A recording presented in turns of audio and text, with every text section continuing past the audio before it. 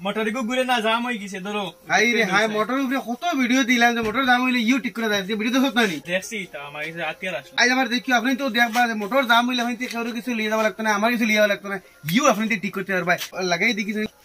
switch দেই হাসাও করে না উ হয়ে ডাকে নাট যখন আছে খুলি দিয়ে আমরা তো বেকবার খুলি ফ্যান দেখে জাম করে না খিল আছে এই কিলো দিলে ফ্যান ভাঙে দিব তো দেখতে ভাই তারা একটু পুরা জাম কিন্তু করে না এটা আউতরা লিয়ে লাই লাই ঠুকি দিবে লাই লাই দুইটা স্টেপ মোটর জাম হইলে তো ওইসে না আর তো জোরে মারি তো এখন দেখি তো ও দেখো ফ্রি হয়ে গেছে আপনাদের সামনে মোটর 1 2 ফ্রি হয়ে গেছে তো আমরা ফ্যান ওখানে লাগাই দিই তো ফ্যান লাগাই দিলাম মোটর এখন আমরা ঘুরে আরম্ভ হয়েছে পুরা ঘুরে দিলে মোটর পুরা ফ্রি হয়ে যাব তো এবার আমরা কারেন্ট লাগাই করে আধ দিক ঘুরে দিয়ে দুই একবার ঘুরাই দিমু